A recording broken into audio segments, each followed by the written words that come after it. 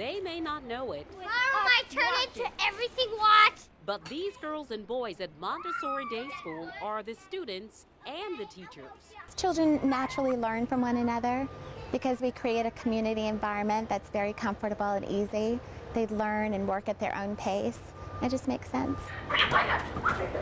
Alexandria Ravenel created this school to keep kids connected to the world around them. Everyone. But what if a child goes against the grain? In other words, they challenge gender norm. A boy plays with Barbie and a girl plays with G.I. Joe. We impose our views on children, and societally we think that girls ought to play with dolls and boys ought to play with trucks, and I'm trying to figure out who decided that and why. Why are we sticking to it when gender norms are changing all the time? Dr. Lee Lewis is a child psychiatrist at the Medical University of South Carolina. He says when a child is playing, he or she is teaching the parent who he or she is. Begin the process of creating their sense of how they feel about themselves and others and how they feel about the world around them. At no point should a child be punished or reprimanded for using an opposite gender toy. Dr. Lee says when children are playing, they are actually enhancing their development in 3 ways: emotionally, socially, and physically. Child's play, he says, is serious business. Children play with toys across genders traditionally.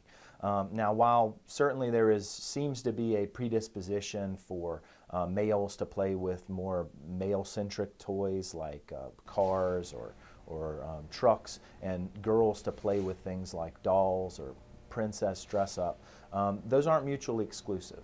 Meanwhile, for the first time in Denmark, toy companies published a gender-neutral Christmas catalog. Multiple toy companies, including Toys R Us, follow the trend which started in Sweden last year. The catalog features pictures of boys playing with dolls, a girl playing with a toy castle, and other pictures that ignore traditional gender roles in the toy industry. It's perfectly normal for, say, a 3-year-old boy to want to play princess dress up with his 7-year-old sister. Or likewise for a 4-year-old girl to want to get in the sandbox and play with a dump truck if her 8-year-old brother's in there playing as well. If a parent, another adult, or even another child becomes uncomfortable because of the way a child has chosen to play, Ravenel says that person should open their mind and open their mouth. Keep the lines of communication open, because if we don't, that's where the challenges begin.